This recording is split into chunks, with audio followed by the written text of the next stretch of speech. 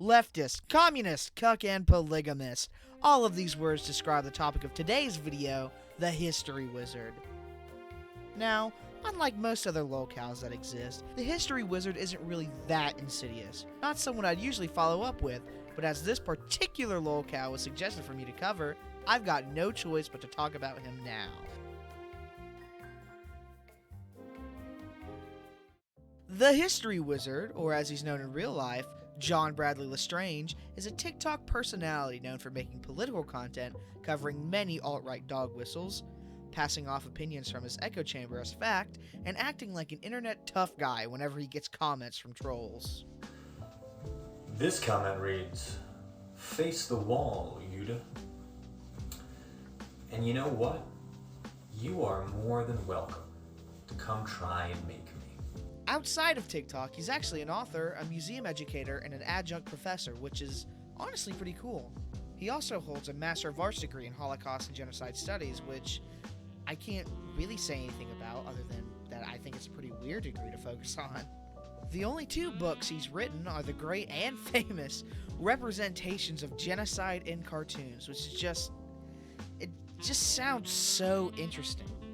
But nobody really knows him for his work and his authorship. Most people know him from his TikTok account. And being a leftist content creator like John Bradley Lestrange it'll open you up to critics and trolls who will do anything to get under your skin. And with that, you gotta kinda know how to actually deal with these people on the internet. Spoiler alert, this man does not, and we can see that from his future controversies. Posted around May 2023, details are a bit muddy because the original video was deleted. Mr. Lestrange responded to a comment on one of his videos that said, "Does your wife's boyfriend enjoy these videos?" And instead of being a normal individual and just ignoring this commenter and dismissing it as some troll, he tells on himself. This video is pretty iconic, so I have to play it for you. This comment reads, "Does your wife's boyfriend enjoy these videos?" Well, first of all, I don't have a wife, I have a spouse. They're non-binary and we don't use gendered language in this household. Their partner is also non-binary and doesn't use gendered language, so yes, to answer your question, my spouse's partner does enjoy these videos. In fact, my spouse's partner and I are very good friends. I've known them longer than my spouse has. Me, my spouse's partner, and my spouse's partner's partner were all in Scotland not that long ago for a lovely vacation. It's called ethical non-monogamy, or polyamory. Maybe you've heard of it. I don't know why you think this is an insult in any way, shape, or form. Listen, just because your sense of masculinity is so fragile that it would lose out to tissue paper and durability test doesn't mean mine is. Anyway, have a day. Look, I mean, it's just a weird thing to say. It might be okay in whatever echo chamber he's a part of, but when you're doing the sort of content he makes, this is not some epic gotcha. This is admitting that you're a deviant cuck. And unbeknownst to him, his detractors don't actually think that's a normal thing for people to do, and they proceeded to ruthlessly bully him for this admission. Haha, does your wife's boyfriend like watching your stupid videos? Actually, I refer to him as my spouse's partner, and I watch him as he does my wife on my bed. Why would you admit that? On May 12th, Mr. Wizard uploaded a pretty divisive video to his TikTok discussing what he believes to be red flags in people online. Some of these are somewhat understandable in this political sphere, but he eventually lists the Orthodox cross as a red flag.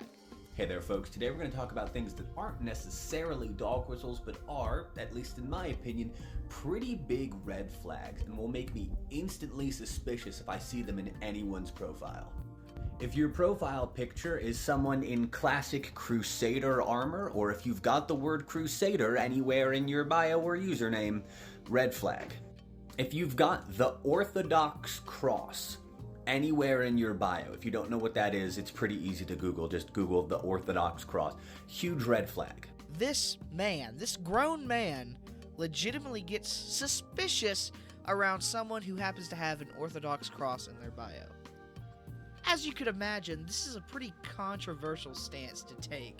And, you know, instead of backtracking in such an obviously controversial take, he just complains and cries about how his controversial take caused people to get mad at him. Like, oh, I'm such a victim because people are mean to me on the internet because I said a mean thing about other people. My death threats. Oh. Harassing me and my spouse and throwing death threats at me. But it's my fault because of how I responded. Hey, yeah, it's just kind of your fault, dog. This is an excellent learning moment about reaping what you sow. You decided to make a lot of negative content on the internet that targeted specific groups of people that you didn't like, and you are fairly successful from it. You have like 300,000 followers. However, there is an unfortunate consequence to that, which is these groups of people are not going to like you and they're going to come after you for it. And you made a piece of content that was specifically targeting Orthodox Christians, Crusader meme fans, and average Patrick Bateman enjoyers. You ended up in a little bit of a shitstorm. Instead of just apologizing and humbly taking your L and saying, hey, maybe that one was too far, guys, decided to double and triple down. Look, you're a grown adult. You don't get to play victim. If you don't like people saying mean things about you on the internet, turn off your phone. If you don't want this kind of attention, don't make that kind of content. Your actions have consequences. Don't pick fights you can't finish. You'd think someone like him would realize that generalizing an entire group of people based on the actions of a few bad actors is a bad thing. But I guess not.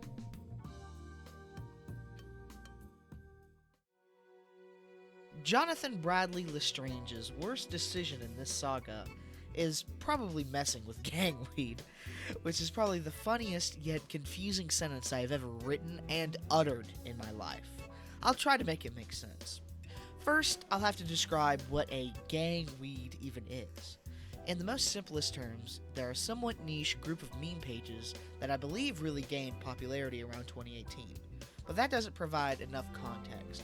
So, in the words of one of its members, at gang_yellow_fever, ギャングウィードイズアメメコミュニティウォーズミームコンバインジョーカーイメージェリー、アイロニックユーモア、アンドパローディーズオブオキュパイウォールストリートストリートレトリックメンバーズオブギャングウィードアーコールドギャンガーズアンドメイクメメページズアバウトエニートピックオアホビーゼーウォント、ユースアリーホワイルメイキングメスアバウトビッグエネミーズフォーエグザンプルギャングアルコールワーンズザパブリックアバウトビッグウォータープロパガンダ。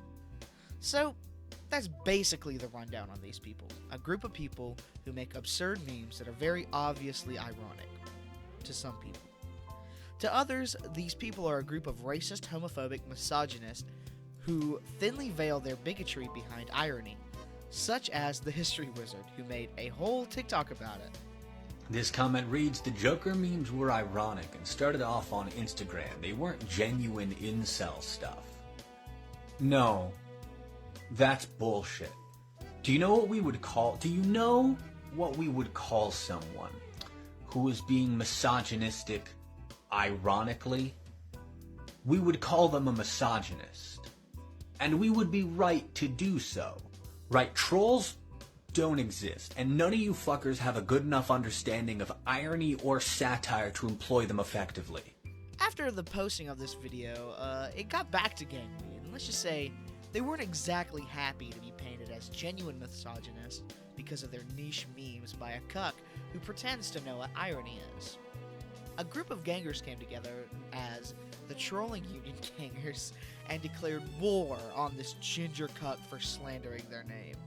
According to @GangYellowFever, they had 4 goals in mind: demand an apology from Mr. Wizard, harass the History Wizard in Minecraft, and then avenge ganger honor, and then, secure justice against the injustice to the gangweed community. At this point in time, Mr. Wizard was fighting a 3-front war. One from the alt-right community on TikTok, which was to be expected with this kind of content. 2 from gangweed, a conflict he brought on entirely himself. And 3, all the TikTok normies who found him from the other 2 who decided to jump into the bullying. So, what was a man to do in such a trying time? Well, there's nothing he could do. except private fucking everything. Due to getting bullied by literally every creator on TikTok, he conceded and privated his TikTok to avoid any more harassment or bullying from Gangweed, the alt-right, and any other TikToker looking to laugh at him. In this process, he may have gotten away with it, but with his eventual return, any popularity or relevance he got from the previous controversies died out. He is back once again, making content only to please those who had already wholeheartedly believed what he was saying in the first place.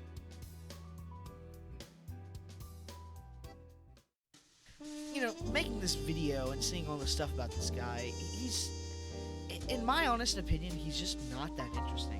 It was absolutely hilarious seeing him get clowned on by the entirety of TikTok, but there was just nothing inherently funny about him other than the fact that he's a proud cuck. He is without a doubt a lolcow, but it is very, very hard calling him one, because of the fact that there's so many other lolcows out there who are 10 times as interesting as him, and are actually worth watching. If you want someone way more interesting on TikTok to follow, I'd suggest maybe someone like Nova Online or Tofiachu. These people have hours and hours worth of content about them, and are both insanely weird and interesting in their own right. I do apologize for it taking so long to get out. Life kind of got ahead of me on this one. As always, if you made it this far, you might as well subscribe to the channel and give me a like. It would be much appreciated. Have a good day, everyone. I'll see you next time.